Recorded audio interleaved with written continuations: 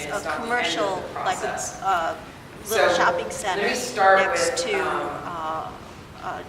development. And if you, the first is, yeah, the county executive You'd like to have as believes few of that these as radio possible. frequency as few of what? As few wireless devices. That's not what I'm talking about. No, I just wanted to see if I could, I'm talking to you about replacement, I'm not talking to you about number. I'm putting the next step. Representative Raskin and members from all of our congressional delegations You'd to like to ask see the them SEC chairman as far to away complete its from a residential. 2013 proceeding.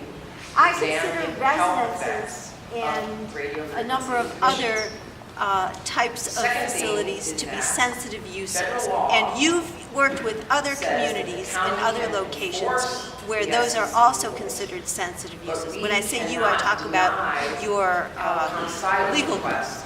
And so when I think about the proximity of wireless antennas, I would like to see what I consider to be a reasonable setback of antennas and towers from residences and other sensitive uses. And when I look at the placement of a cell tower, if it's called a replacement, it gets built up beginning at 35, 45 feet, We're interested in gathering information. and then gets an additional 10 feet on there. If it's a replacement, 6409A, if it's on private land, gets another 20 feet on top of that.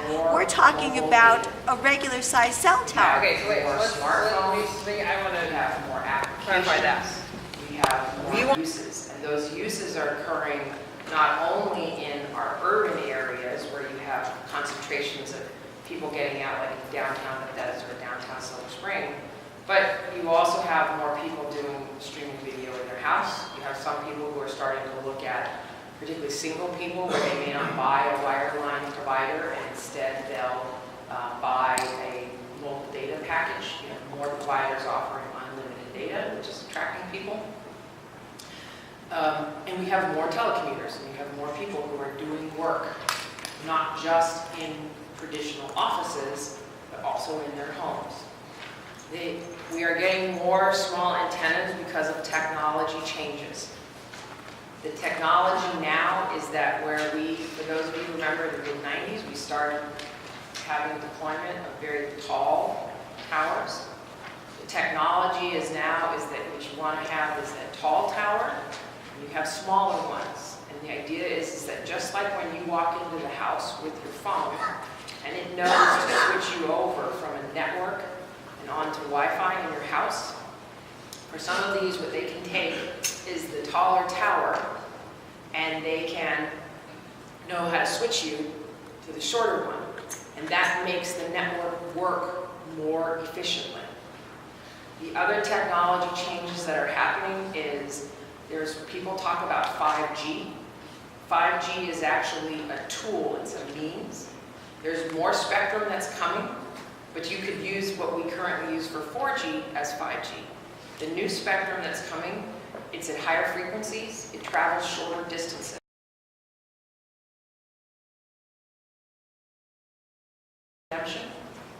So rather than wait for all of these one-size-fits-all solutions, the county executive is seeking community input on how we prefer to handle the change.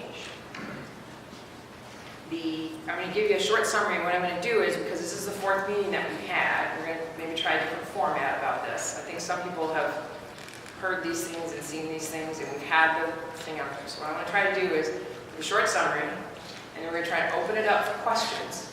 And if I need to, I have a deck of slides so we can go through that. If you have questions, we can do that. I do want to remind you, is if you have questions, that we do need to have the microphone, so I'll ask what you can do is say your name, you might say where you're from, or what part of the county you live in, and then have the question. And what I'd like to do is to try to go through, if everybody's got a question, before we go through second questions. So the summary, the short summary of the zoning text amendment, and there is also on the table over here is another fact sheet that's available on the website. It has a little bit more detail.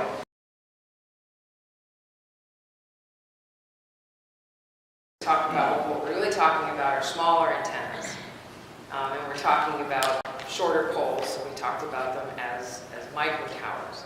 But one of the downsides of that is that if you search for the term small cell on the county website, it's harder to find things because we didn't label them as small cell. So we're working on that. If you go right now to the county's website and you just type in /towers, you will get to the Transmission Facilities Coordinating Group, and there is a ZTA page that's on there.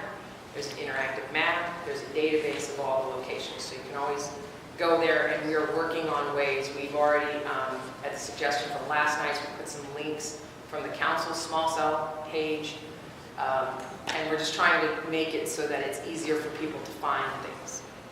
Okay, so with that, does anyone have a question? Or a statement. Yes, sir. And remember, wait for the mic. Yeah, I'm ready. So my name is Jim Sledge. I'm Jim. And I actually have, first I'd like to make a comment. My comment is the notice for this meeting, again, was subpar. Not even subpar. Okay? I don't know how we get notice for these meetings, because we come to these meetings, we sign up, we're on the list, we do everything we think we're doing to let you know who we are. You say you're going to let us know that there's meetings, and we get a note from somebody that says, hey, I just heard from this group who heard. What a surprise. And everybody, no one else knew about it. So again, very important notification. If you're going to do a meeting in October, if you would please take these lists, let these people know, at least somebody showed up. We'll put them on our community groups so they'll know, at least in advance. I don't know how we get notice. It's not happening. So the attendance reflects that, I believe. We were telling people at the school bus stops and everything else. We're trying to. So before you answer your question, let me apologize for that. There were some miscommunications on our part. There were some other things that we thought, there were some things that we meant to do that we didn't do, and there were some things that we thought had happened that didn't happen. So the upside is that all the materials that we needed to create to put out last minute notice for this one, we have in place, and we're trying to get as much notice as we can out for the next one. What we will likely do is we'll have notice both on our site and on the council's small cell site. We will put out a press release. We will send information to the regional service centers so they can put that out. And then we will try to go through on the lists, particularly for people, I know for the people who sign up for this one, and send that out. And then I know that there's some people who've written to me, and we will try to make sure that there's a kind of mass thing that goes out to that, and then we will do a better job of putting it on the county's website. So, I actually have multiple things, but the way I read what you've done, so in our neighborhood, the streets are not 30 feet wide. So this now limits it to 5 feet above whatever's standing there, which is a light post that's about 14 feet high. Okay, so it makes And you it. have underground utilities? Yes, absolutely. About half the county has underground utilities. Yeah. Well, one of the reasons we bought where we bought was exactly that. So now we're talking about replacing that light, because it obviously won't support the weight of the antenna, with something that's approximately 20 feet high. A study was done based on, I would guess, I'd ask these guys, on 30 to 35 feet high. Seems to me that the result of that, making it 20 feet high, I'm not complaining necessarily about it lower, but now you've got to put up more poles because you don't have the same coverage. I don't even know if the studies that were done based on what they did before are even valid anymore, because they were based on using, I believe, 30 to 35 feet in height and making those measurements. So I'm not even sure that those studies are valid. Once you do that, you've also changed from 300 feet from a home to now 20 feet from your home is an acceptable, at least according to these new guidelines or proposed them. really infringing on a person's home at this point. The whole thing seems, we understand technology to a certain degree. But we certainly know that we can get service through Wi-Fi and other means. I don't see how that's being accounted for here. We've got the health concerns. So, concerns about that, and now there's a more proliferation of towers in the neighborhood because they won't be able to service what they thought they were going to service, what they proposed at this point. Plus, we still don't know all of the towers they're putting in our neighborhood, just what they've done so far. So that's part of it. The next part comes, there's another thing in here that talks about once you have an existing structure, you can come back in and lay this on top of it, okay? So now you've got this 20-foot thing that you're going to put up another 15 feet because, hey, this one's existing. Well, it wasn't before, but it is now. You know, so there's kind of this double jeopardy that we feel here. Okay, we'll just stick it up and, hey guys, it's only going to be 20 feet. 1 week later, after it's there, it's, hey, this exists. So, and that's an issue, the way I see this, because it seems like it's something that's easily abused. Okay. The other thing is I missed on, it looks like we went from, there were a fair amount of conditional use to almost no conditional use anymore. So it's, we really appreciate that we were going to have to deal with these conditional use before, but now we don't have to deal with them. Thanks very much. No more conditional use for all intents and purposes. Good luck, guys. Okay? So that's how this strikes me. Okay? It doesn't strike me as being particularly helpful because people no longer feel like they've got a voice in this or an ability to go in and make some kind of statement about why we're not interested. And the fact that the executive wants to have considerations of RF and have the studies done, we wholeheartedly agree. But, you know, it doesn't seem like it's going to stop it. And the FCC, being the medical experts that they are. Right. Okay, so let me try and take those in order. And I'm going to do it in reverse because then I'm going to come back to Andrew. So, let me start first with the conditional use. The purpose of the conditional use hearing is it's not to come in and say, well, I'm concerned about the RF effects. Right? We cannot regulate on the basis of the RF effects. The purpose of the conditional use is to determine, does this conform to the community use?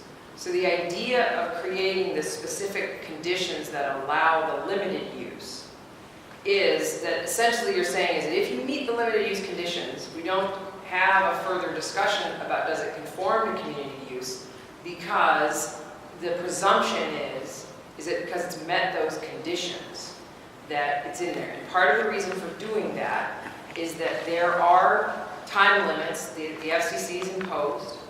The county has actually sued twice. We lost once at the Supreme Court and once at the Fourth Circuit. So part of that is to sort of focus the conditional use on those things that are going to be new, things that are not replacing existing structure. Can you define conforms to community use? So conforms. You obviously know what it means. Yes, right? okay, so conforms to community use is basically the county makes decisions, policy decisions, and those are reflected in the zoning code. So when we say that you can have so for example, the fact that you can have in the retail shopping center that's near here, the fact that we would say, well, you can have a nail salon, you can have a bakery, you can have a restaurant, those are things that we consider conform to community use. The things that we may say that you cannot have an industrial facility, you cannot have an auto body repair shop there, because we don't think being that close to the community. So community... How does that apply to this discussion? So for this discussion... I understand it for facilities. Okay, so... How does it apply to this discussion? So for this discussion, and again, I have to be good about the fact that we have to use the microphone because otherwise they won't pick that up, so I'll try to do it again. the question is how does that apply to what we're talking about now? So the issue is that what we would say is if you wanted to put up a 120-foot tower in front of somebody's house, that does not conform to community use. And in some cases, we may say that putting up a structure that's twice as large as what is in front of somebody's house now does not conform to community use. But having a structure, comments that we have, there's two changes that we're looking to address. One would be, is that we're considering, is that maybe what we should do instead is keep the 300 foot, but say, if it's shorter than 40 feet, then the one-to-one setback would apply, because the intention is not to suddenly allow, things that are 100 feet into neighborhoods. The point is specifically to deal with these, and I'll tell you that for most of these ones where if you have a 100-foot antenna, you don't necessarily have to have it in that neighborhood because the range of it is going to be much farther. It's where you're trying to get service, like let's say, to most of these antennas, they have a range of roughly 500 to 800 feet. So it means that you want to have one probably placed every 250 to 400 feet. And so it makes a difference of how I need to get into that neighborhood. Let me finish and then with the other parts of the question, and then we'll go and take more questions. We are going to make some changes. The intention of the statute, the FCC, Congress came in and enacted a statute.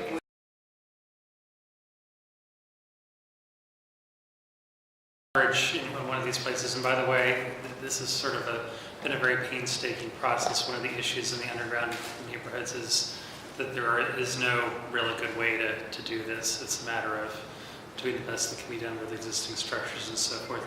But sure, is this any better? Yes. Okay, so just to preface, this process was not an easy one because there's no ideal way, particularly in a neighborhood where everything is underground and you're just trying to work with what there is to come up with something that attains the purpose of getting this coverage and this sort of thing to work, and without creating something that you don't want to have in your neighborhood. And so it's a difficult thing to come up with. So the point of what you're saying, let's see about the difference between, you said 20 and 30 feet.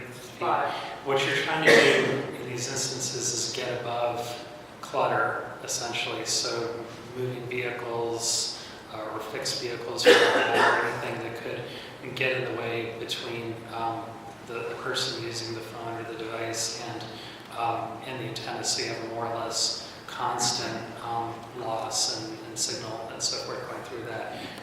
If you don't have that, what happens is that your phone will start switching back and forth between other devices that they wouldn't really work, and so that's the goal at getting to that height. And when you're at that height, the 30 feet, or in the numbers that we've come up with here, the idea is that in each of these settings with the different widths of road and the different levels of traffic, parked vehicles, the idea, thank you. The idea is that you... He's an engineer too, right? I should look at it at the audience perspective. So the idea with these numbers is that you clear that clutter number, and you get to a point where you have a clear shot, and it works. And the reason that you have a variable thing is that if you have different widths and different levels of traffic, you have to gauge the height and so forth to go appropriately with that. So would it be hard to tell? Sorry. Wait for the mic. Sorry. Would it be taller than houses then? It would not be. It would not be taller than that. Well, houses probably in the way of the frequency. I assume if you're talking about cars, I assume houses would also be in front of in front of these towers. What you typically be looking at in a neighborhood is you'd have antennas that are in the right of way replacing an existing structure like a light pole, and the idea would be to serve within that corridor, so the houses themselves on that street and the vehicular traffic and so forth that's going down there. The idea wouldn't be to try to beam through the house to the other side or in the case of a residential neighborhood. Does that answer your question? Sort of, because I mean, all streets aren't straight, and you have Sure. streets that turn in different angles and so Right. forth. So I'm just trying to understand, if you're saying it needs could be higher than a car, that could be moving around, parked in the street, with another fixture, a tree. I mean, North Potomac has a ton of trees. Correct. Tall trees, short trees, houses, every which angle, so I'm just trying to figure out is, It it's our light doesn't, poles there, I think light poles in North Potomac typically 14 feet, possibly. yeah. So are you talking about maybe 30 feet poles, to, I guess, get over those trees? So you would vary in the different areas. You don't need, unlike some of the technologies that are really high frequency, the millimeter technologies that Mitzi's talking about, you don't need a perfect line of sight with cellular. I think you go there with your phone, you can go indoors and so forth, and it works. It works somewhat less well, but the idea is you don't want the variability, so you don't want to be constantly moving vehicular traffic between you and whatever it is that you're trying to connect with. So if you're above that height, you're not in a situation where you've got constant vehicles moving between you and there, and you have more kind of stability of the signal. The other thing was that? I mean, I still, But the windows. Hi, could you, just for the record, sir, could you identify yourself, please? Just so we have, oh, Dan, Dan? yeah. Okay, thank you. Okay, so one other thing is that, so what I would say was very disingenuous is you've seen some federal officials talk about these antennas and just say, like, oh, it's the size of a pizza box. The fact is that in some of those cases, is that what you've got is, you might have an antenna that's like that. There could be another one, and what they do is they tilt a little bit, and they move. They can move a little bit. And that's why sometimes you'll see them that they're inside a canister like that. But that also helps in terms of your coverage and in the network, right? It's not just sort of fixed in one direction. So when you're talking about the curved street. Did you have another question, or did you have your hand up? Nancy? Yeah. Another question Oh, hold on one second. Jerry? Yeah, so I just wanted to make sure everyone understood, Mr. Sledge had 3 points. So the first point was the notice, the last point was conditional use, right? But the middle point is something that's really vitally important, and I want to make sure everyone gets it, because he referenced the new law that went into place in 2012, and the term of parlance is a 6409. This is the idea of a co-location that can grow that local government cannot deny unless we do something to the interim. And for folks that want to look it up, it's 47 USC 1455. But so the idea behind part of the impetus behind this proposal is that if we have these wireless devices on property that we, the county, own, we have greater authority to regulate any future growth, this automatic growth, as a landlord than we do as a regulator. As the landlord, we can say no. It's the piece that was originally deployed is all that you can do. Now, somebody's going to say, yeah, but there are other sections of this that are going to have deployments on property that the county doesn't own. Well, 6409 gives us an additional right, and that is to say that if concealment is a part of your ordinance, if it's a part of your zoning law, and you grant permission for that device to be placed somewhere with a concealment requirement, it cannot automatically grow if that automatic growth defeats the concealment requirement. So, again,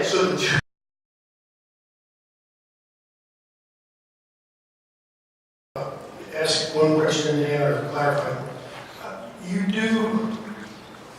It's clear that it's not the county that's choosing where the towers go, or the technology that's used. It's the county that's reviewing the applications of the carriers. I may be misreading your question, but it sounds as if you're worried that the county may be going to your neighborhood or other neighborhoods before it goes to, folks who you may feel are more connected, right? I just want to make very clear to you that, and if I've got that wrong, please accept my apology. But I just wanted to make it very clear to you that the county doesn't choose where the applications come in, we get to choose and review them once they're in. I understand that part. I'm just Okay, curious. If they're, it seems like the target grows Potomac first. Are they then expand to Bethesda? And if so, or other parts of Montgomery County where more affluent, maybe residential areas are, where they might complain more or be more outspoken? Right, And well, okay, prohibit that so let me versus sort of address that. So part of the issue on the map is it's kind of showing you what's there, and there are companies that are kind of going to hold the category to see what the county is going to do on the zoning ordinance. Yes, just like they're going into Up County, there are many applications. There are other providers in which the primary place they want to go is downtown Silver Spring and Bethesda. The issue is out in Potomac. It's that if you have these very large estates and you have fewer subscribers, they start to look a lot more like the Ag Reserve, which has fewer places out there. And so it tends to be that it's the demand, it's how many people do I have in an area. So chances are, if you have relatively dense upscale housing, there will be a lot of demand to go into those neighborhoods because you'll have people who will buy a lot of services. But if you have upscale housing and it's very far spread apart, they may be lower on the list because I'll get fewer subscribers and customers per deployment. And I'm gonna cut you off, Dan, because I want to get to some other questions in here. It just doesn't make sense for tenants, it's more tenant topic, more. All right, let me ask, because I've got Crown Castle here. I was curious. And Maddie, hold on a second. I have Crown Castle here. Do you guys want to take and address this question that has come up several times about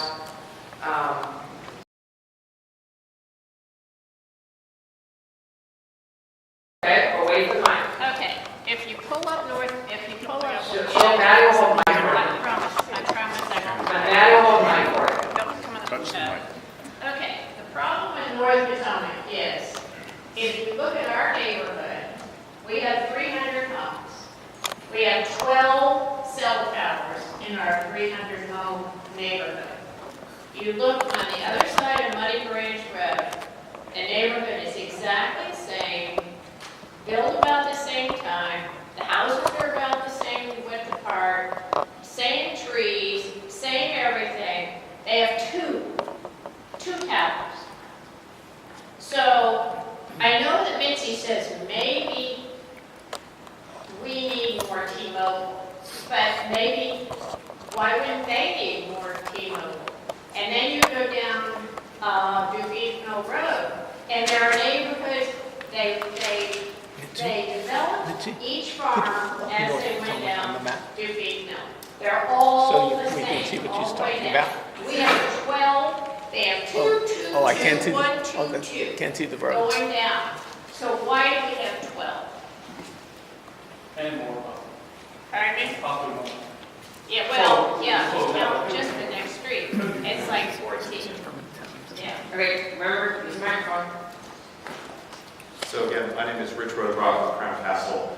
To answer your question, Rich, try to keep your head one direction or the other. it's not a simple answer. We, Crown Castle, build infrastructure, and building infrastructure we build with an anchor tenant. So we have been contracted by wireless carriers to build on the network where they have identified a need. That need can be based on coverage, meaning there's not adequate coverage in the area, or capacity, meaning their network is experiencing difficulty in handling the volume of users that are attempting to connect to that network. In two neighborhoods that are exactly the same. Ours needs 12, and Okay, they so need the 2. question is- That doesn't make sense. Okay, so the Okay, issue make is, sense. Just make sense. I don't want to hear any more gibberish. I want you to make sense. not a question. okay, so the question has come up is that if you look at this map, oh wait, I'm on the wrong, am I not? That's Germantown. Hold on. Can you, sorry, I'm looking at this on the screen. Is there a reason why it's not showing up there?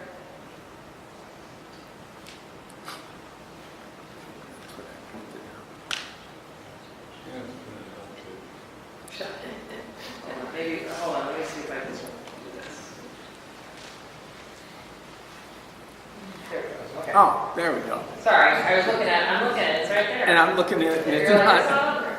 Okay, so, and this is kind of a little bit harder to see with the, let me, hold on a second, let's see if I can.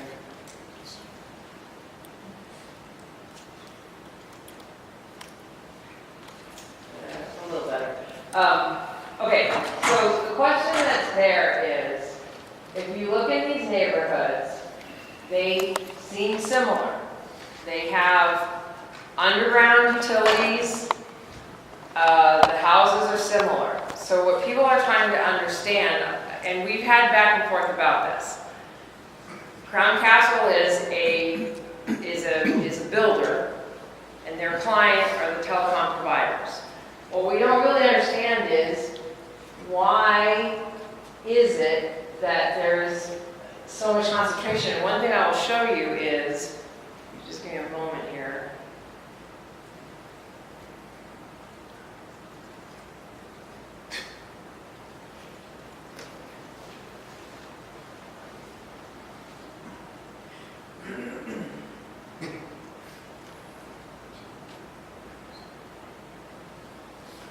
Okay, so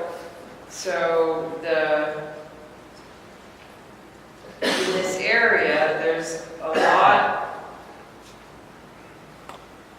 that are already, the pink is T-Mobile and the red is Verizon. So they have some that are already in there. And these applications, which we tried to do, is the pink looking circles is where T-Mobile would like to add more, and the red are where Verizon would like to add more. Yeah. Can I clarify? So first, can I ask a question of you? The squares that you have depicted, those are all the small cell or DAS facilities, correct? They're not including the macros. They're anything that's already existing. So if you click on this one is on a street light. So the answer is yes. This one's on utility poles. So these probably are small. So the majority of what you're seeing on that map that are existing are in fact small cells. And as Nancy mentioned earlier, those small cells cover a very finite area, about 250 to 500 foot radius around that facility. So if you were to draw a circle around each one of those facilities, you would see that there would be very little or any overlap. And what the remainder of those facilities will enable us to do is to provide a blanket coverage over the entirety of the neighborhood. What is a little difficult to differentiate here is where the existing taller macro facilities, the towers. They're all the way ripped down to Beef Mill Road, giant refrigerators on poles. So those are actually your only wood poles. Yeah. Those are actually the small cells. Well, So they're pretty those big. only cover a 250 to 500 foot radius. Yeah, so this one down here, looking at the bottom, that would be a tower. That's a tower. That's a tower. I don't think we can zoom in enough. They don't have to only So it cover looks like two. exactly those They can are go from- facilities that are located on. Yes, that they've transition. taken 400, Okay, 500 that's a feet, but perfect they want picture. every- Look at the 50% neighborhood just above all those green circles, and you'll see another neighborhood exactly like ours. Okay, so the So question that's is, City of Gaithersburg, the one over to the left there, is exactly like ours, and they have none. They have none. So they don't need anything? That's not the answer, or the question that I can answer. We only are building facilities where our tenants have identified a need. And that's not to say that those neighborhoods do not have a need, but there's prioritization that goes into the deployment. What we like. so Donna, let me, and look at that. I will say, we don't have a great answer as to why some of it is going in one spot versus another. We don't necessarily know, wait, we have another, why don't you introduce yourself? So I'm JD McCluskey, I'm the RF manager You're the the RF manager for Cloud RF Yes, manager. he's the RF manager, the radio So frequency manager. I work with the carriers engineers, and the CTC, and the crop patch, and things like that, on the carriers we have to help them with their design, right? Most of the information is given to us from them. Now, the instance here where you say you're Most of them, most of the information is given to us from them. From like the carriers. No, Yeah. you talked to engineers and then they said carriers, that's why, make sure. Right. So engineer to engineer, right? A lot of the analysis that they do is either going to be coverage based or capacity based, what Rich had said. So for instance, Mitzi, you're talking about the neighborhood to the northwest, correct? Right up that point.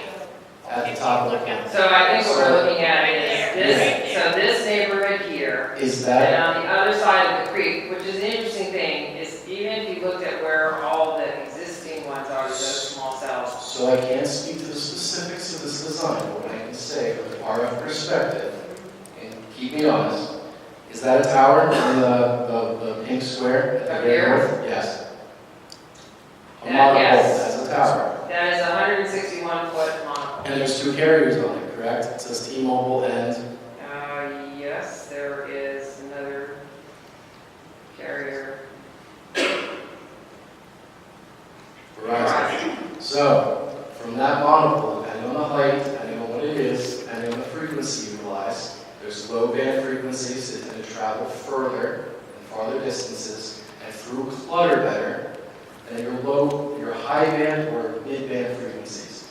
Sprint PCS is the spectrum. It's 1.9 gigahertz. AWS is the spectrum. It's 2.1 gigahertz.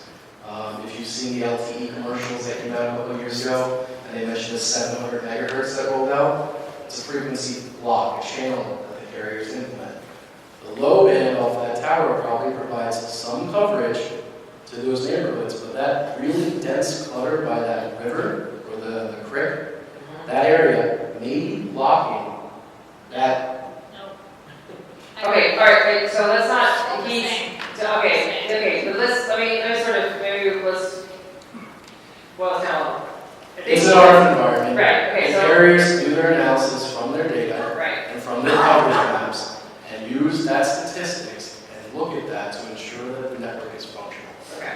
So in this case, at least for the carriers coming in, the explanation is, or at least the supposition is, this is a relatively tall tower over here. This is a relatively tall tower over here. And let's just look and see, this one here is, we don't have height. Well, look at all the pink ones right down. Right, but what he's trying to say, and again, these guys don't, they're looking at engineering studies. What they're looking at is, their supposition is, this is at a relatively tall, at a 161-foot tower. And it Donna, covers that entire let me say what it is, and allow Doesn't make any sense. okay, we have to allow the, what Making the, it up. Donna, Making it up. from an engineering perspective, and I think Andrew can weigh in on this as well, where you had, part of the reason why you wanted to have these towers initially be at higher heights, as you mentioned earlier, is that the taller it is, the farther it goes. At some point, you have things that either obstruct it, you have things that absorb that signal. So the supposition here may be that because you have an antenna at a tall height here, and you have a frequency that carries very far, for the use right now, these houses in this neighborhood may be well served.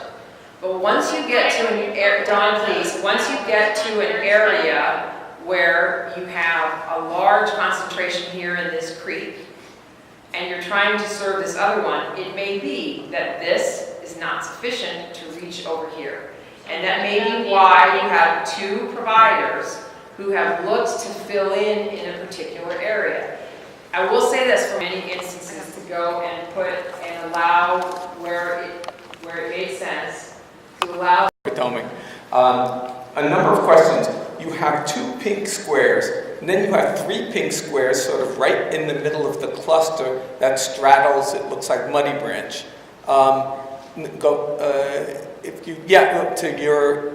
Right there. There are 3 pink squares. Okay, Right. Why would these, okay, so That's this is 30 the feet 30 on feet. utility, sorry, 30 feet on utility pole. Okay. That's 57. So that's 57. That's a pretty large pole. Why does that not cover a similar distance as the other one, as the other 2? 169 feet 169 feet, okay. That's a third, okay. So And you would this think, one is 48 feet. So you basically got two just around 50, and you got one that's 30, 30. yeah. Okay, so, And that's Okay, a utility pole, and this was also a utility pole. So, okay, we understand densification, we understand Okay. load and bandwidth and all that. We have, it looks like individual antennas are carrying one carrier. At least it looks like it, or two. My understanding was that they were designed to carry at least 3, so that the thought being that you wouldn't need as many poles. Right. So that's one thing. The second thing is, all the utilities there are underground. So we have like 14-foot light poles. Are they going to be putting them on existing poles? Or are they going to be adding more poles? Because the light poles are not that dense. Okay, so the first question is, in terms of are you using existing or adding new ones? Yeah. Going back to the zoning code, Mhm. the zoning code is encouraging you to use existing ones as limited use. Right. If you wanted to add a new one, that would have to be a conditional use. And that would have to... So conditional use, it's a longer process, it costs more money, it has a public hearing, and because you're putting something that's not already there Right. in, right? So the idea is that you're trying to encourage not having a proliferation of new poles, but to actually see how we can efficiently use the existing one. On the issue about, in some cases, like so for example for Crown Castle, which is looking to have serve multiple entities, they will put in equipment that has capacity to serve more than one carrier, and in most cases 3. One issue is that the more carriers you have, the larger the equipment. So part of why we picked certain of those sizes so that we could encourage co-location and you wouldn't have to have more. And in particular in Crown Castle's case, the equipment that they install, when they have a new provider come in, it should not increase the size of the equipment. Essentially, you're going to put up a cabinet, and then inside the cabinet, I got room for 1, 2, and 3, but I don't have to put up 3 cabinets. There are some other carriers in which they would like to have one that's just for themselves. And the challenge for us is if you require it to have more room for co-location, it could mean that you have a larger piece of equipment, and we don't have a way to require you to share. So, Verizon is like your oldest child, I guess. 'Cause I don't think, but you can have some providers that just say, like, I would just like to have my own thing on there. So that's kind of a challenge. If we have a structural issue also, as I mentioned, our light poles are not, they may be 500 feet apart. Right. Or 400 feet apart. Now, I know the density is preferred to be 250 feet to make sure we cover, and also the cover for the 5G, which is why a lot of the densification is being put in, even though the license is only for 4G. So these are being installed under a license for 4G with the intention of being amped up for 5G. Okay, so let me sort of address on the piece of it. And Sprint's actually a good example. Okay. Okay, because Sprint has actually in some cases come in and swapped out their antennas 4 or 5 times. The county will evaluate, and CTC actually does our review of the application. So they may review, this is what your current signal is, and then if you change out and put this new antenna in, this is how your coverage will improve. And we have had some cases where they've looked at that to say, if you adjust the height, you could actually get better coverage for somebody, or you could adjust it lower and you really wouldn't lose anything. So there's a little bit of that goes into it.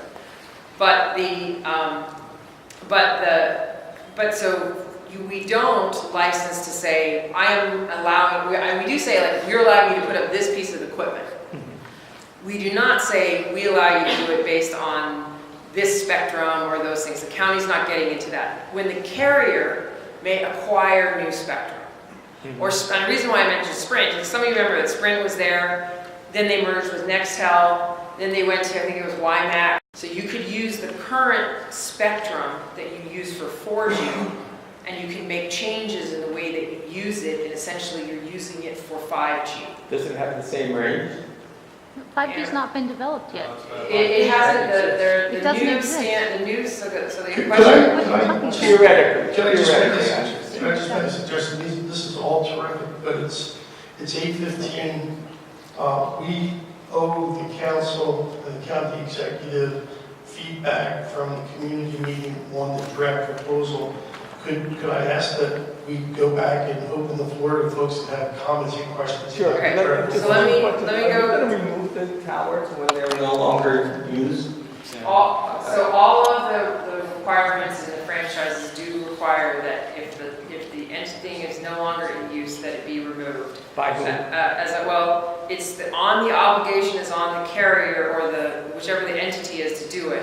I will say that from our perspective, we're looking in the county's perspective to see what's the enforcement mechanism. Right. The thing that we're more, in a lot of ways, for a carrier that's in business, they have an incentive to do those things. We haven't had a bankruptcy for 10, 15 years as a past company, but that's one thing we're looking at. Okay, let me come up front and then we'll go to Thank you. Sue. Mitzi, just for what he asked, I just wanted to highlight a point that you said there was the 3 pink squares and the 3 red squares. Can you toggle off T-Mobile? I just want to show that these are co-locations.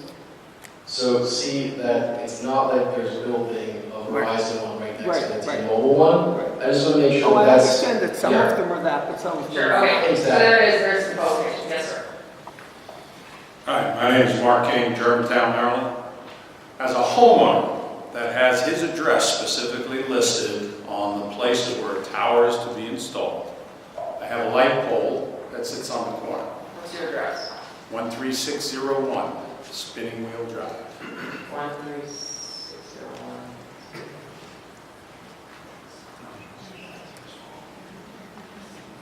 Well, So you know I speak the truth. I have several concerns that I'd like to have addressed with us. Sure. Number one, the height of the tower. With the new offset rules, the tower will be capable of falling on my house in the event of a storm. It's been known to happen. I've had trees fall on my house. There's no reason to expect that a highly engineered tower like this couldn't fall over. Number one. Number two, as I drive around the county, I see some of these smaller self-tower installations, and I'm concerned about the size of the footprint of the box that has to accompany it. We talk about the tower.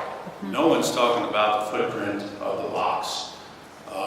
The one I see most often is over on Great Seneca Highway, and that has a pretty sizable footprint. Now, when I look at my property line and the easement that the county claims to own, and we're not sure now who owns the light pole, seems to be an issue. I'm concerned that this box is going to take up an enormous amount of space. There's already a county bus stop there that takes up space. It's a county-designated stop for school buses. So more space will go to that. But the thing that concerns me absolutely the most has to do with the resale value of my home. If I choose to sell my home, and there's a cell tower sitting 30 feet from my bedroom window, who is going to be responsible for the loss of property value in my home? I doubt seriously that that gentleman right there is going to compensate me for it. I don't know if I can sue the cell phone company, so I direct my question to the lawyer. How do we compensate homeowners that lose property value across the county simply because someone else has made a decision to install one of these towers 30 feet from my bedroom window? Yeah. So Mark, a couple of things. Let me take. You addressed the automatic growth, the 6409 concerns. We agree with you. We're doing everything that we can to address that both in the ordinance and by shifting future towers onto Montgomery County property that we break. The second thing is you raised the issue of the boxes. And if you look at the proposal, we do actually limit the size of boxes. And we talk about where they need to be located to the greatest extent possible, actually within the pole itself. So your concern is spot on. And so we're whatever it was out there. With respect to the impact on the adjoining real estate or real estate in the community, we couldn't agree with you more that that's why local government should have been given the right by the FCC to preserve that. And in fact, Montgomery County, in a docket filing this past summer, went out and retained an expert on the impact of adjoining properties by some of this technology, giving the commission as a reason for them to preserve local government authority over these types of decisions. Now, I don't know what kind of impact that will have, but I'm simply here to say that your concerns, we understand them. The county is doing the best we can to voice it where it makes a difference. But I've got nobody to point you in the direction of in terms of reimbursement. I will tell you this though, and I just need to say the other side of the argument. There are those that would say that sometimes the presence of these additional communications technologies make your property more valuable. I'm not here to make the point. I'm simply here to say that there are some that assert it. There were arguments for years that if your community was served by fiber, it was worth more, and there were studies to say that. Who knows, maybe there are similar studies on wireless. I'm not here to make a point just to say that there are some that might argue it. I'm going to counter your argument by telling you that people... It's not an argument, I was just reporting. People told me my job would be easier in Vietnam, that they just sprayed all the trees with Agent Orange. And here we are. Actually, Mark was telling us earlier. That said, I live in a neighborhood where great care was taken by Verizon when they put in the fiber optics to bury those deep in the ground. They're unobtrusive, I don't see them, and when I want more bandwidth, I simply call them up and say, hey, increase the amount of bandwidth you're giving me, running through my Wi-Fi in my home. I suspect that everybody in my neighborhood is probably in the same situation. Right. Okay, my telephone runs through it, my Wi-Fi runs through it, I run every device that I own, including 6 iPads, 2 cell phones, and 2 desk computers. Yes. Never a problem. Tell me again why that tower needs to be 30 feet from my home. So, a couple things. One is that there are many competing different types of technology. There are some folks who would say, Comcast came by your home. Why do I need to have my yard dug up so that I can have another option? There are some people who said, I have a landline phone, I need a mobile phone. The entirety of the Federal Communications Act is set up so that we continue to have new things. It isn't an argument that says, some people could say, when I watched over-the-air television, it was just fine, and I didn't need to have cable television. There can be, in some cases, if you want to purchase as a consumer from a I'll give you an example of a wireline provider. So they're going to offer you a telephone, a video, and a data or broadband product. You could have somebody like AT&T. AT&T has a wireless phone product they can offer you. AT&T bought DirecTV. They have a video product they can offer you. If they have an antenna there, they now have a broadband product that will rival the wireline that you have. At least that's their intention. Or I don't know if that's their intention, but that's at least a concept. For some folks who want to buy just the internet from a wireline provider, what they find is that the cost of buying it could be that it's $70 to buy the internet and it's $80 if I want the TV. So in some cases, even if people want to use a different alternative for the phone or the video, the broadband piece of it still is there's lots of studies that actually show that on the broadband for wireline, that is where they have the highest profit margin, because they're not paying anybody for programming. So in some of these cases, it may end up being that because I have new competition coming in, it may force the wireline provider to say, Gentleman's question earlier concerning the issue of limited use versus conditional use. You talked about higher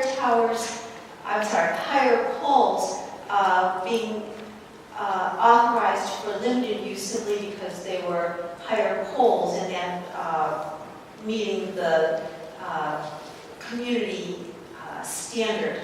But isn't merely the more obtrusive antennas and, as Mark pointed out, the much more intrusive equipment, some of which don't even fit inside the poles, a reason that those would fall under conditional use? My other question is, how would the county executive ZTA impact FiberNet and the Ultra Montgomery programs and their opportunities to engage with the industry? so let me take the last one first. So FiberNet is the county's communications network. It's roughly 650 miles of fiber, and it connects all of our schools, county buildings, HOC buildings, Montgomery College, and we use that for almost all the communications that happen in the county. In most cases, for these changes, there's very little impact to FiberNet for them. One thing is that when we built out FiberNet, we started it in the early 90s, and it was in part with our transportation department because they needed to put up fiber for traffic cameras at the signals and for traffic signaling. So we don't have a lot of spare fiber capacity. When we first built it out, we put in 24 strands of fiber, and people thought, hey, never going to use that much. Now people routinely, now we build 216 count, the industry builds over 400. We don't have a lot of spare capacity to provide to these providers, and these providers are looking for, in some of these cases, dark fiber to connect some of these poles, and we don't really have much of that. On the Ultra Montgomery program, that program, which I run, is designed to support and ensure that all the businesses that we have in the county have access to as much reliable, high-speed broadband services as they need.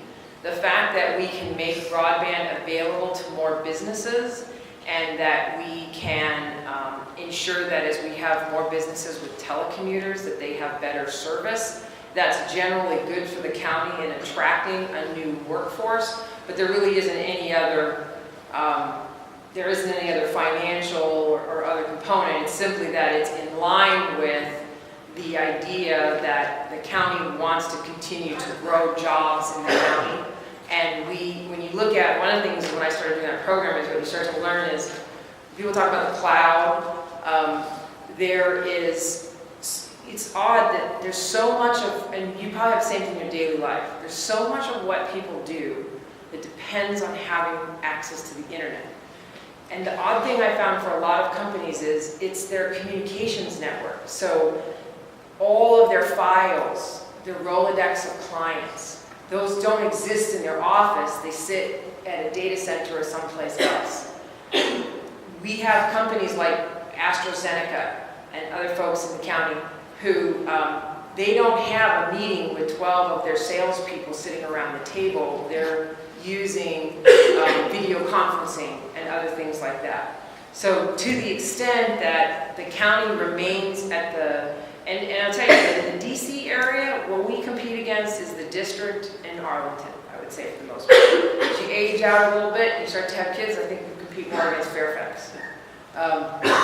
So the more amenities, there's a reason why we sort of looked at those things is a positive. On the other piece of the size, and the size and the conditional use, what we're trying to do is, let me show you a slide here.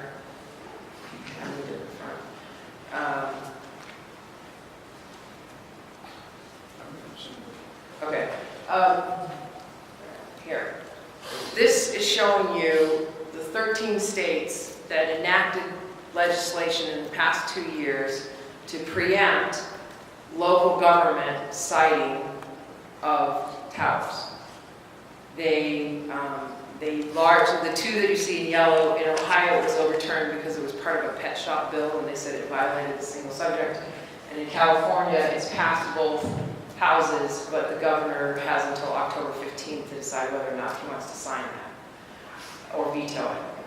The part of what we're looking to do is to create a local solution that manages the process so that we do not have one legislation that comes, and these legislation, I will say, they vary. Colorado's is a lot better than Texas. But what you'll see is that they typically come in and say, well, you can't say no. They're suing in Texas. I'm sorry? They're suing in Texas They're now. suing You know, Texas. Austin, Yeah, I mean, there's lots of, I'm not saying, these are Brownsville. just as a showing of what is passed. But what we're trying to do is, in cases where we can say, 5 feet seems, this is what we're proposing, 5 feet seems reasonable. Using existing structures and not adding more poles seems reasonable. And by doing that, we would carve out and say, but if you're going to put in something new, there should be a public hearing process. There should be greater scrutiny put on that. If you're putting in towers that are much taller, that are subject to the conditional use, those should continue to do it. Okay, one question up front and then one question in the back, and then we'll try to speed through here. Thank you. My name is Kate Keel. I have a few comments and then questions, and it's sort of not as organized as I'd like to be. The first thing is you talk about the committee here recognizes that EMS could be hazardous, could be a problem for health. And then you had the third fact, which is that we cannot stop the telecom. We cannot, as a community, stop it.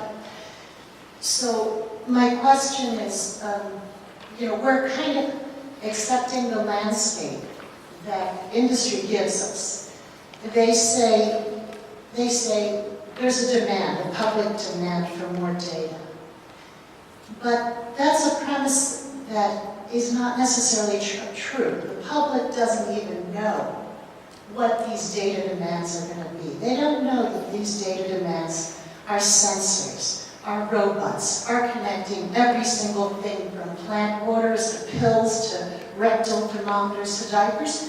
The public doesn't know that that's what the infrastructure is being put in for. The data that will be generated from this kind of garbage. The public hasn't been consulted whether we want driverless cars that can be hacked. The public hasn't been consulted whether they don't know that all of these things that are going to generate data are going to be collecting data on us that will be used for targeted marketing, will be used for surveillance and law enforcement, and they will have 24/7 perfect lifelog of us. So my question, also the public generally doesn't know of the health hazards of wireless radiation. 190 scientists just signed a moratorium, an appeal to the European Union asking for a moratorium on 5G. So if the public doesn't know, and then industry is buying off our legislators, and industry is coming in, with marketing tools and, putting them in front of people with half information and just letting people drool like a baby in a toy store, then we're going to get different things. So my question may be, should this committee not be asking how do we want to be ranked, but instead, should they be asking, what can we do to educate the people of Montgomery County to understand the full implications of their data and their health so that they can make an informed decision?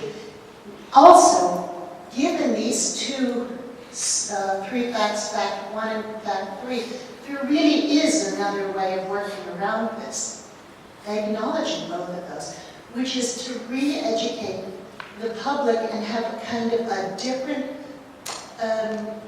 the vast majority of communications and internet be wired, fiber. So anytime you're in an office, anytime you're at home, you have a wired connection to the internet. You can use Wi-Fi if you want or not, whatever, but it's wired, fiber to your home, cable to your home. And then we would need these cell towers for far less. You know, if people would use their cell phones for texting a little, you know, I'll be there in 2 hours. I'm running a little late. But the vast majority, if they want to watch a movie, they don't need to be walking down the street. It's not good for the kids. It's not good for our brains. It's not good for society. It's not good the amount of e-waste this is going to generate. So we need to sort of become a more informed public so that industry isn't dictating our future and the future of the planet. Thank you.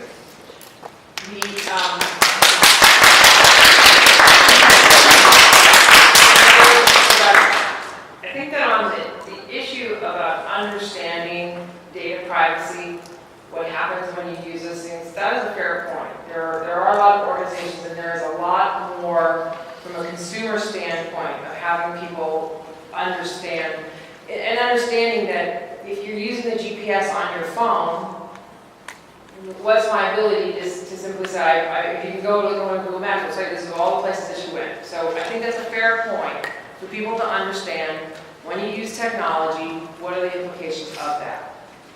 On the point about the health effects, again, on that piece of it,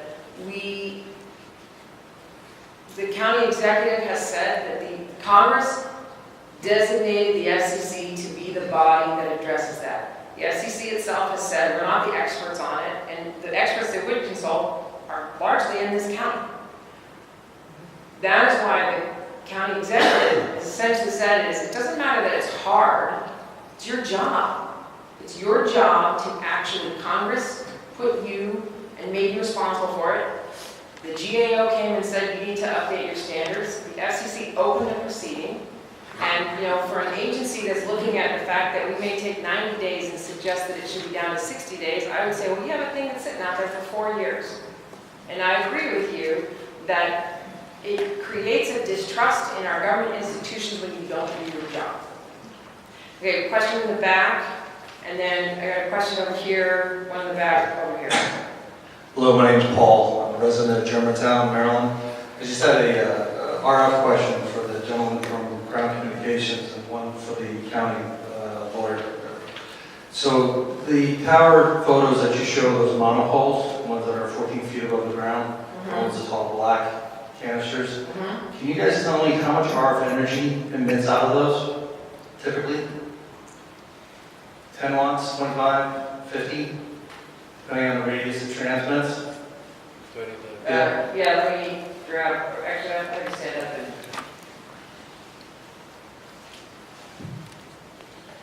Normal small cell architecture is somewhere between 5 and 40 watts. 5 to 40? 5 to 40 watts. Okay, all right. Just Misty, one other point is the antennas that you see on a normal macro also have much higher gain compared to these antennas. Similar to the antennas like in your house that boost like a Wi-Fi signal or your television. So when you look up at a tower, it may not look like it, but a lot of those antennas are 9, 10, 12 feet tall, and they have very, very, very high gain. These antennas are 2 to 4 feet, so that's why we say it's somewhere between 5 and 40 watts with some gain on the antenna, but nowhere near the power that you would see from a macro tower. Could you tell folks what that is? I mean, What is? What is the, so you said 5 to 40 for a small cell. What's the output of a macro tower? Because I think it's the one thing that we haven't talked about, that there are benefits of going to micros, small cells, even if RF is an issue for you. So most macro base stations are somewhere between, they start at 40 and they can go up to 90 watts. If you get into AM, FM, it could be a kilowatt transmitter, it depends, because you have AM broadcast, FM, digital television. I mean, there's a lot of RF sources that are out there that aren't just for communications, well, cellular communication. Again, I can't speak on the exact macros. I don't know if CTC, if you guys have some specifications from some that have been deployed here on the gains of those kind of antennas. But what I will say, and the best way to kind of describe that is when we talk about this kind of power you get out of these systems, right? Out of your antennas. So, in a traditional environment, and we'll talk about bars for a second, right? So when you have 5 bars in your cell phone, normally that's -30 dBm. I'm not going to try to teach dBm to watts and convert everything. But how that translates is the RF power that you're receiving at about 5 bars full service is 0.000001 watt. As you move further away from the tower, maybe you drop down to 1 bar, or you're in an area with poor coverage. And say it's -100 dBm. So each 10 is 10-fold less, right? So that's point, followed by 10 zeros, 3 other zeros, a 1 watt. Very, very low power. It's a two-way street, right? So your mobile has to communicate back with these towers. And one thing that the small cell does that is an advantage is increases the quality of that signal and that line of communication between your mobile. So when you have poor coverage or a quality issue, your phone that you're using has to power up also up to ½ a watt, transmitting right from your phone. I know it's counterintuitive, but the better your signal is, and the better quality signal that you have on your phone, the less emissions you get from an RF perspective, because it is a two-way street. If you are using mobile devices, even if in a poor coverage area or in a good coverage area, the majority of exposure comes from the unit you have on your person than any tower or small cell that's being installed. Okay, That's only half the story. Does that kind of answer your question? That's misleading. Hi, my name is Robert Shanku. I guess the whole thing, but put the boxes on these poles, put them underground, and that would improve the aesthetics. So the issue on the underground for putting the boxes underground is twofold. One is,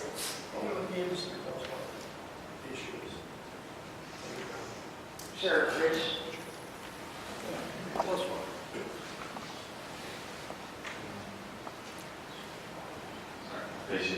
So in general, all of the pieces of equipment that we're deploying on the towers have to be cooled. They actually generate heat as they operate. And in order to keep that equipment cool, it has to be exposed either to an ambient air, just the air around the environment, or it has to be cooled via things. To underground equipment, we would need, number one, a very large space to be able to accommodate the equipment and the airflow necessary to keep that equipment cool. There's also the added element that we have to have air intake and exhaust through an underground system. So then, when you're putting those underground, you have the potential for water infiltration, which is an enemy to this type of equipment. So it does create challenges in arid environments. Arizona, Southern California, there have actually been deployments where the equipment has been placed underground, but it's not necessarily a solution in environments where we have a lot of rainfall or like Montgomery County where we could potentially have a lot of snow. Care. Some people would just assume, put it up in my backyard and I'm good with it. But that is something that we said really doesn't conform to the use in the community, and that's where the zoning codes come in and say, well, you couldn't do that. Putting it in people's attics, right now, the zoning code does not allow you to attach these antennas to single-family homes or duplexes, and we propose expanding that so you cannot attach them on townhomes either. And that is, it's a policy choice. There are some folks who would simply say, it's my property and I'd like to get more money for it and I'll rent out my attic, and there's other folks who will say, I don't think that conforms in the neighborhood, and that's kind of the policy decision of where the county is right now. But that would have solved the aesthetics problem if it was in people's attics. To talk about liability. I just, we're here to talk about the zoning. I mean, your question, I don't think we can answer your question accurately. I mean, because what you read from the 10K was talking about exposure based on the handset. No, it's a wireless equipment. No, it says equipment. I'm just telling you, it says equipment in the 10K. Yeah, so I Equipment. Aaron, so again, I'm not authorized by the county attorney's office to talk about liability issues. Do you have Now, insurance? it's something that we've written down, and we will look for permission to do, but we don't have permission to talk about something like that tonight. We're here to talk about the zoning, and we'll try to get you an answer on that. Absolutely. And then, yes, the county does have insurance, but I'm not sure. Can I just say real quickly, I mean, maybe a Public Information Act could generate this, but for most insurance companies have an exclusion clause for electromagnetic radiation. You have to buy special pollution insurance. So if we don't have it, like Montgomery County Schools doesn't, then we, the taxpayer, would be liable, I guess. Okay, all right, so I'm gonna go over to the gentleman in the white shirt. Oh, sorry, wait, I said that we were gonna go to the woman in the back shirt, in the white shirt. Those Photoshop. No, okay, so most of these are, They have the same house behind each. yeah, okay, so these are, so I have, these are photo simulations. So they're they're Photoshop. They're basically what you're doing is you're taking like, what would this pole look like if I put what was my equipment and put it on the pole? Yes. Okay. Yes, ma'am. Debbie Record from Germantown. I live in a townhouse community where the HOA has control of all the streetlights. So does that mean that this zoning ordinance would not affect them? Is that correct? Okay, so let me say that one more time for me. My townhouse community I live in Yeah. owns all the lights in the community. Yes. Okay. The county does not own a single light. Right. Okay. So, and that is actually the case in point for the conditional use. You need to have, the zoning ordinance may say that in your community, a pole could be replaced as a limited use. But that does not change the fact that you have to have the permission of the pole owner to do it. There could be a case in which you say, in an HOA, we own all of our lights, and we don't want to allow you to use them to replace that. If a carrier came in to say that there's a demand in that area, and they needed to put something in, they would have to use a conditional use process. If you do not have the permission of the pole owner, you could not use the limited use process. In that case, they would have to file an application to install something new. They would still be subject, we're going to revise it, but basically if you had a 14-foot pole there now, the idea is you couldn't put something in that's taller than 5 feet in addition to what's in there. We are looking to amend that a little bit so that if you want to put something in, it would have to go in at the property line, so you wouldn't be just right in front of your door. It would require having a public hearing and approval that whatever is being proposed fits in. So when you say a public hearing, so the people in the community, if they did not want it, it could still be put in if the public hearing did not deny it. Is that correct? So say my community doesn't want it. Correct. And there's 530 some houses in my community. So the county can just still give them the zoning permit? Well, so this is where you have to look at. So the example may be that I want to. So in some cases where you have a building, the zoning process is the same. I want to put in a retail store on the corner. I want to establish to get a liquor license. The county code sort of sets out broad parameters. And within that, there's a review and a hearing examiner would look at it. I assume that some of the things they might look at might be to see how much does it improve coverage, is there a need? They might take a look at those. But the code essentially would say that it could be allowed, but there's a decision. So I can't say that's the whole point of having the decision process, is it could go either way. Okay, I think we have time for one last Jen and this woman in the black, you had a question? Yeah. You get the, hold on to the mic, and I think you get the last question.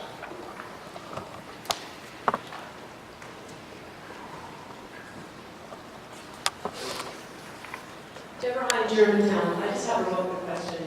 If we were to pull up a map, how many county council members or state members actually have a cell phone tower being put in front of their house? Oh, that's my house, I'm not allowed. Well, I don't know, there's a lot of open seats. You know, I don't know the answer. These are actually the street lights, as you can see on there. Honestly, I'll tell you that we took the county executive down to the FCC, and one of the commissioners is Commissioner O'Reilly. And the first thing he said to us in the meeting is, I have a pole right in front of my house. So, Does he have a pole or does he have a cell tower in front of his house? I have a pole in front of my house too. he has a pole with antenna and equipment right in front of his house. Which of his two heads did you speak of? Well, you know, I can't speak that, but the issue is, With the added height to his antenna. I mean, if that honestly, antenna falls, is it gonna fall on his I house? will tell you that when we were in the meeting, and you know, you want to talk about preserving community use, I mean, it was a little bit off-putting that the first thing that 1 of 5 votes that the FCC said is, I got one in front of my house. So people just gotta live with it. My concern is that this is an actual incident that happened. Yes, I'm lucky. The tower that's going to probably go in our neighborhood is not next to my house. However, I have a Verizon box that was put in our yard, at which point Verizon didn't put the box in properly and caused a fall on my property. Sorry, cost. Okay, Somebody a fall on the property. Luckily, it was me that fell through the Verizon box. It took me 3 days to get in touch with Verizon for them first to come out and fix it. 2, when they finally saw what the problem was, oh, did things change. However, the box is broken again. Do you think I could get Verizon to come out and replace the lid of the box before somebody else falls through the box on my property? Which means who's going to be sued? Yeah, well, Me. so So my point is, again, with these towers, if that tower comes down and ruins the house, who's responsible for fixing the house? Because originally, if it fell, it would have hit the house. So That's the point. okay, so one is I'd actually encourage you to call 311 because the cable office will actually help you. Oh, we've called 311, we've called lots of places, and the box is still working. Okay, just give me your address afterwards. Let me try to help you with that one particular problem. And again, there are, you know, taking Jerry's admonition, these are not, there's lots of case law that looks at things like when a driver runs into a pole, and the pole hits and does things. These are kinds of established matters as to who's liable for what. Does it change by the fact of if there's other equipment on the pole? Does it change? So these are things that, frankly, you know, we can go back and look at specific things, but hypotheticals. There's lots of case law in which they look to see who's responsible for that, and the law is pretty clear about assigning based on certain sets of facts who is responsible for that. Deborah, earlier you mentioned that one of our goals is to try to have as many of these devices on county property as we possibly can, simply because as the landlord, we can make demands of the carrier that we can't make as a regulator.